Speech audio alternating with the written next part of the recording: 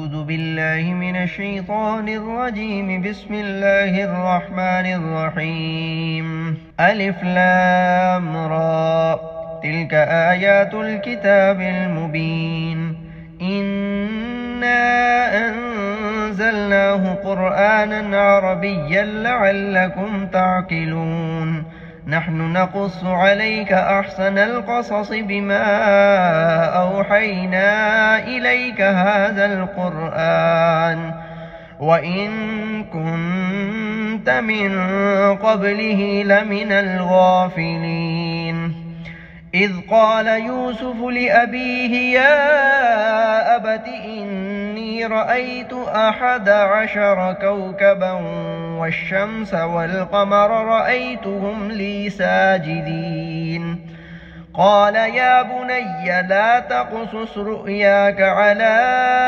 إخوتك فيكيدوا لك كيدا إن الشيطان للإنسان عدو مبين. وكذلك يجتبيك ربك ويعلمك من تأويل الأحاديث ويتم نعمته عليك وعلى آل يعقوب كما أتمها على أبويك من قبل إبراهيم وإسحاق إن ربك عليم حكيم. لقد كان في يوسف وإخوته آيات للسائلين إذ قالوا ليوسف وأخوه أحب إلى أبينا منا ونحن عصبة إن أبانا لفي ضلال مبين. اقتلوا يوسف أو اطرحوه أرضا يخل لكم وجه أبيكم وتكونوا من بعده قوما صالحين. قال قائل منهم لا تقتلوا يوسف وألقوه في غيابة الجب يلتقطه بعض السيارة إن كنتم فاعلين. قالوا يا أبانا ما لك لا تأمنا على يوسف وإنا له لناصحون. أرسله معنا غدا يرتع ويلعب وإنا له لحافظون. قال إني ليحزنني أن تذهبوا به وأخاف أن يأكله الذئب وأنتم عنه غافلون. قالوا لئن أكله الذئب ونحن عصبة إنا إذا لخاسرون. فلما ذهبوا به وأجمعوا أن يجعلوه في غيابة الجب وأوحينا إليه لتنبئنهم بأمرهم هذا وهم لا يشعرون. وجاءوا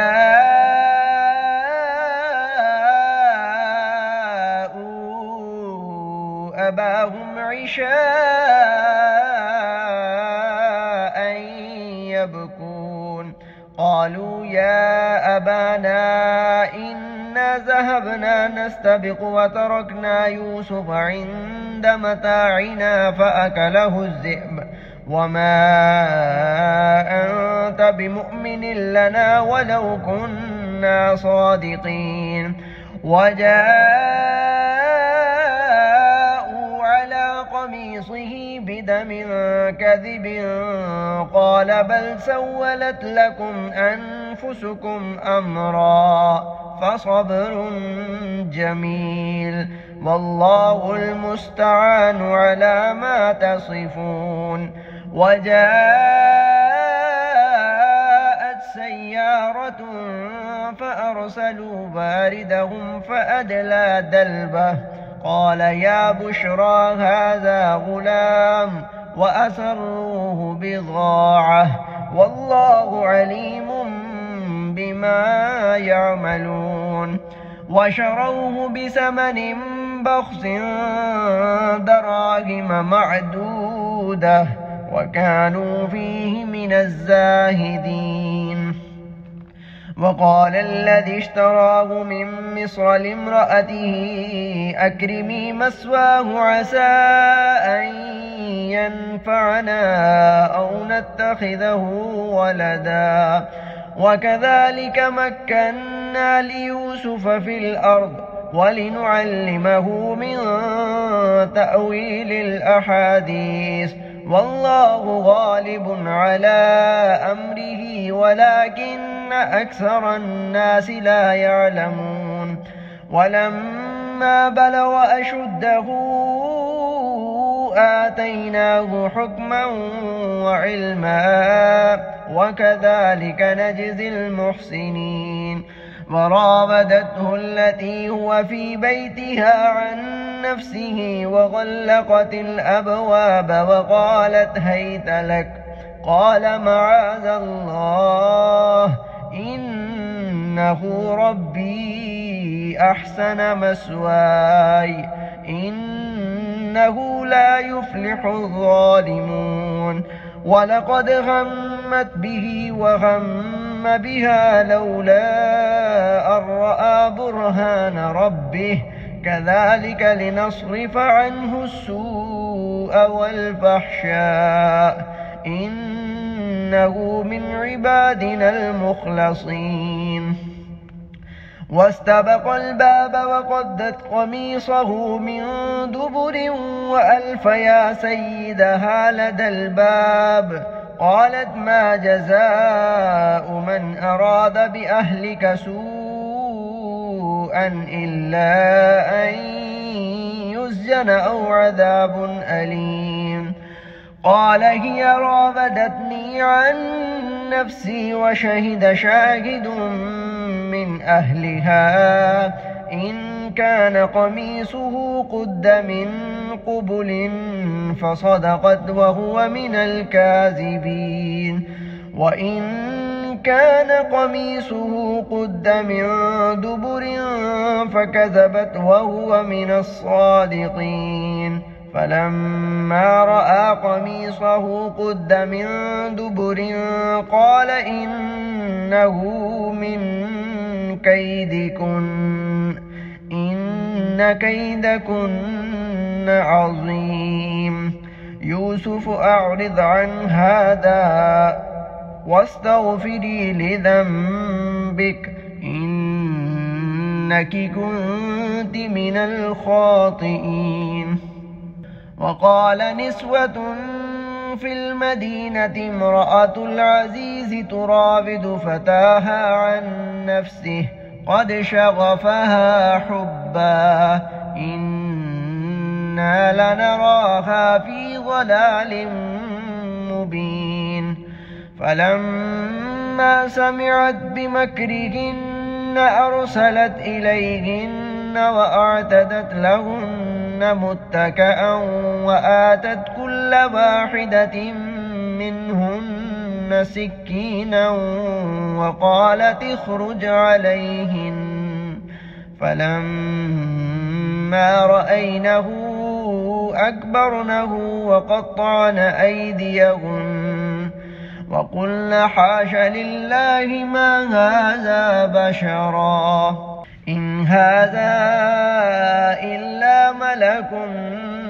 كريم. قالت فذلكن الذي لمتنني فيه ولقد راودته عن نفسه فاستعصم ولئن لم يفعل ما آمره ليسجنن وليكون من الصاغرين. قال رب السجن أحب إلي مما يدعونني إليه وإلا تصرف عني كيدهن أصب إليهن وأكن من الجاهلين. فاستجاب له ربه فصرف عنه كيدهن إنه هو السميع العليم. ثم بدا لهم من بعد ما رأوا الآيات ليسجنن حتى حين. ودخل معه السجن فتيان قال أحدهما إني أراني أعصر خمرا وقال الآخر إني أراني أحمل فوق رأسي خبزا تأكل الطير منه نبئنا بتأويله إنا نراك من المحسنين. قال لا يأتيكما طعام ترزقانه إلا نبأتكما بتأويله قبل أن يأتيكما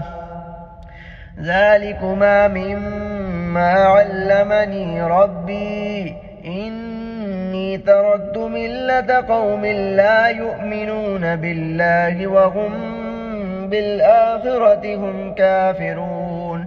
واتبعت ملة آبائي إبراهيم وإسحاق ويعقوب ما كان لنا أن نشرك بالله من شيء ذلك من فضل الله علينا وعلى الناس ولكن أكثر الناس لا يشكرون.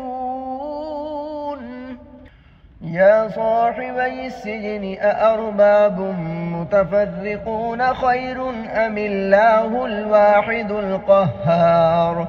ما تعبدون من دونه إلا أسماء سميتموها أنتم وآباؤكم ما أنزل الله بها من سلطان إن الحكم إلا لله أمر ألا تعبدوا إلا إياه ذلك الدين القيم ولكن أكثر الناس لا يعلمون. يا صاحبي السجن أما أحدكما فيسقي ربه خمرا وأما الآخر فيسلب فتأكل الطير من رأسه قضي الأمر الذي فيه تستفتيان.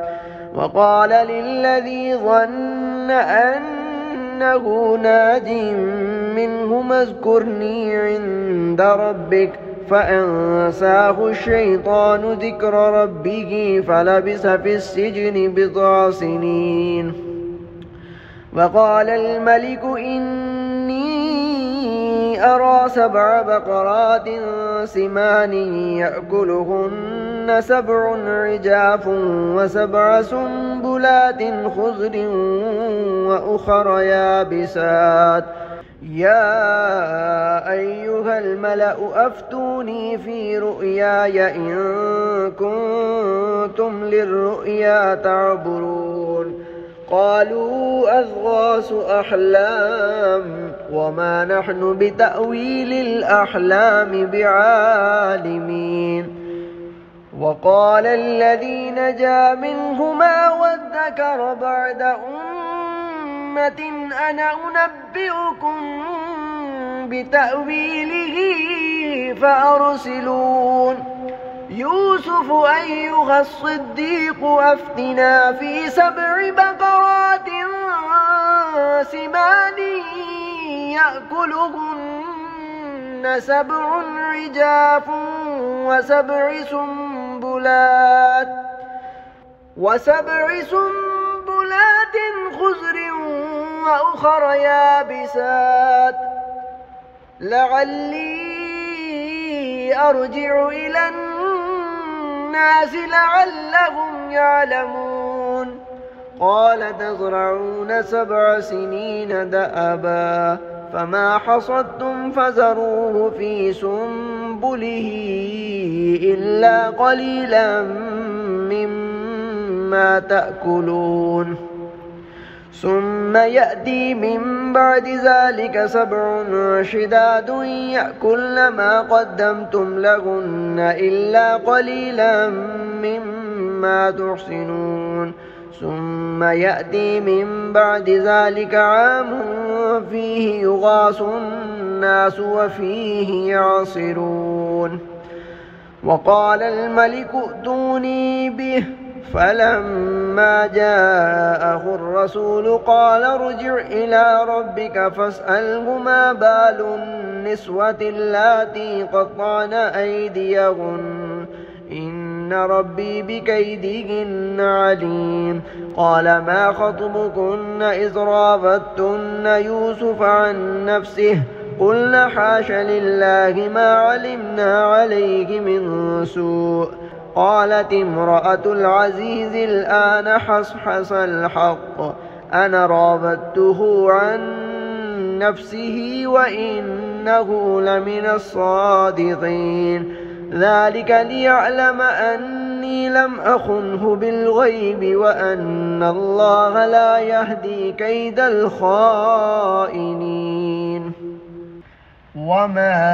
أبرئ نفسي إن النفس لأمارة بالسوء إلا ما رحم ربي إن ربي غفور رحيم وقال الملك ائتوني به أستخلصه لنفسي فلما كلمه قال إنك اليوم لدينا مكين أمين قال اجعلني على خزائن الأرض إني حفيظ عليم وكذلك مكنا ليوسف في الأرض يتبوأ منها حيث يشاء نصيب برحمتنا من نشاء ولا نضيع أجر المحسنين ولأجر الآخرة خير للذين آمنوا وكانوا يتقون وجاء إخوة يوسف فدخلوا عليه فعرفهم وهم له منكرون ولما جهزهم بجهازهم قال ائتوني بأخ لكم من أبيكم ألا ترون أني أوفي الكيل وأنا خير المنزلين فإن لم تأتوني به فلا كيل لكم عندي ولا تقربون قالوا سنراود عنه أباه وإنا لفاعلون وقال لفتيانه اجعلوا بضاعتهم في رحالهم لعلهم يعرفونها إذا انقلبوا إلى أهلهم لعلهم يرجعون فلما رجعوا إلى أبيهم قالوا يا أبانا منع منا الكيل فأرسل معنا أخانا نكتل وإنا له لحافظون قال هل آمنكم عليه إلا كما أمنتكم على أخيه من قبل فالله خير حافظا وهو أرحم الراحمين ولما فتحوا متاعهم وجدوا بضاعتهم ردت إليهم قالوا يا أبانا ما نبغي هذه بضاعتنا ردت إلينا ونمير أهلنا ونحفظ أخانا ونزداد كيل بعير ذلك كيل يسير قال لن أرسله معكم حتى تؤتون موثقا من الله لتأتونني به إلا أن يحاط بكم فلما آتوه موثقهم قال الله على ما نقول وكيل وقال يا بني لا تدخلوا من باب واحد وادخلوا من أبواب متفرقة وما أغني عنكم من الله من شيء إن الحكم إلا لله عليه توكلت وعليه فليتوكل المتوكلون ولما دخلوا من حيث أمرهم أبوهم ما كان يغني عنهم من الله من شيء إلا حاجة في نفس يعقوب قضاها وإنه لذو علم لما علمناه ولكن أكثر الناس لا يعلمون ولما دخلوا على يوسف آوى إليه أخاه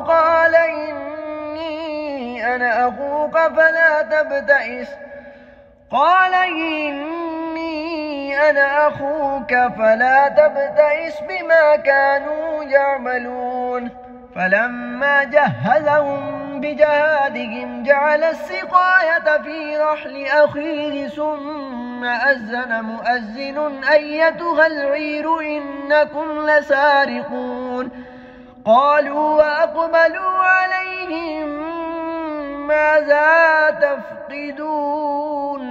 قالوا نفقد صواع الملك ولمن جاء به حمل بعير وأنا به زعيم قالوا تالله لقد علمتم ما جئنا لنفسد في الأرض وما كنا سارقين قالوا فما جزاؤه إن كنتم كاذبين قالوا جزاؤه من وجد في رحله فهو جزاؤه كذلك نجزي الظالمين فبدأ بأوعيتهم قبل وعاء أخيه ثم استخرجها من وعاء أخيه كذلك كدنا ليوسف ما كان ليأخذ أخاه في دين الملك إلا أن يشاء الله نرفع درجات من نشاء وفوق كل ذي علم عليم قالوا إن يسرق فقد سرق أخ له من قبل فأسرها يوسف في نفسه ولم يبدها لهم قال أنتم شر مكانا والله أعلم بما تصفون قالوا يا أيها العزيز إن له أبا شيخا كبيرا فخذ أحدنا مكانه إنا نراك من المحسنين قال معاذ الله أن نأخذ إلا من وجدنا متاعنا عنده إنا إذا لظالمون فلما استيئسوا منه خلصوا نجيا قال كبيرهم ألم تعلموا أن أباكم قد أخذ عليكم موثقا من الله ومن قبل ما فرطتم في يوسف فلن أبرح الأرض حتى يأذن لي أبي أو يحكم الله لي وهو خير الحاكمين ارجعوا إلى أبيكم فقولوا يا أبانا إن ابنك سرق وما شهدنا إلا بما علمنا وما كنا للغيب حافظين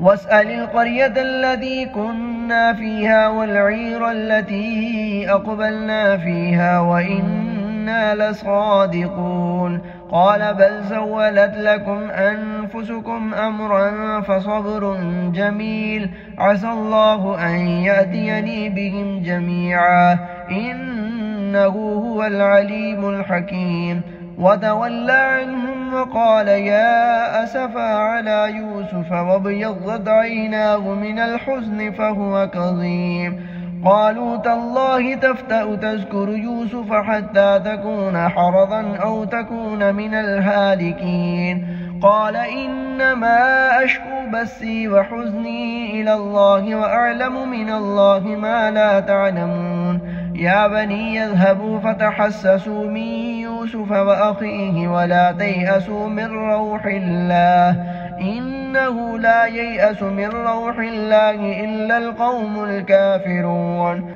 فلما دخلوا عليه قالوا يا أيها العزيز مسنا وأهلنا الضر وجئنا ببضاعة مزجاة فأوف لنا الكيل وتصدق علينا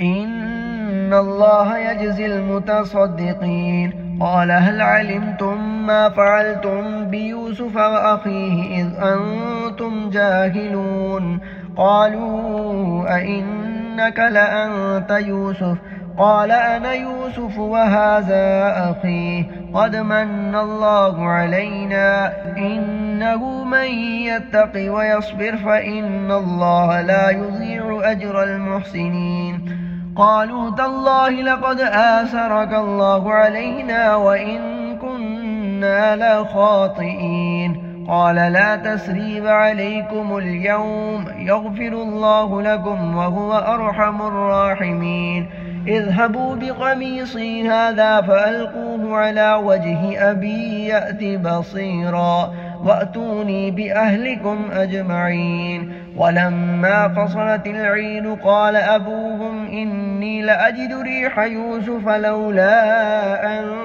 تفندون قالوا تالله إنك لفي ضلالك القديم فلما أن جاء البشير ألقاه على وجهه فارتد بصيرا قال ألم أقل لكم إني أعلم من الله ما لا تعلمون قالوا يا أبانا استغفر لنا ذنوبنا إنا كنا خاطئين قال سوف أستغفر لكم ربي إنه هو الغفور الرحيم فلما دخلوا على يوسف آوى إليه أبويه وقال ادخلوا مصر إن شاء الله آمنين ورفع أبويه على العرش وخروا له سجدا وقال يا أبت هذا تأويل رؤياي من قبل قد جعلها ربي حقا وقد أحسن بي إذ أخرجني من السجن وجاء بكم من البدو من بعد أن نزغ الشيطان بيني وبين إخوتي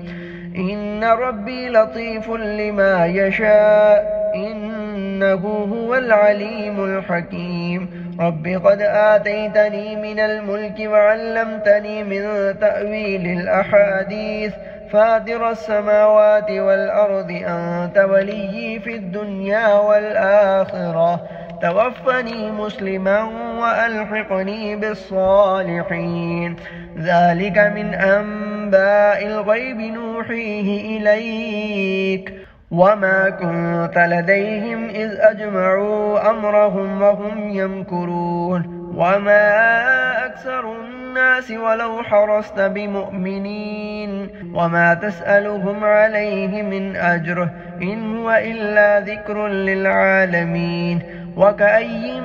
من آية في السماوات والأرض يمرون عليها وهم عنها معرضون وما يؤمن أكثرهم بالله إلا وهم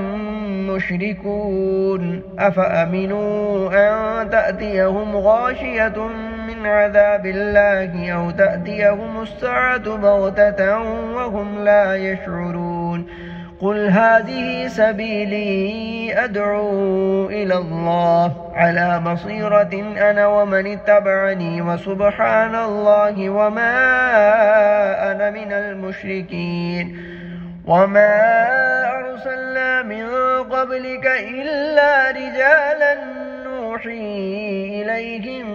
من أهل القرى أفلم يسيروا في الأرض فينظروا كيف كان عاقبة الذين من قبلهم ولدار الآخرة خير للذين اتقوا أفلا تعقلون حتى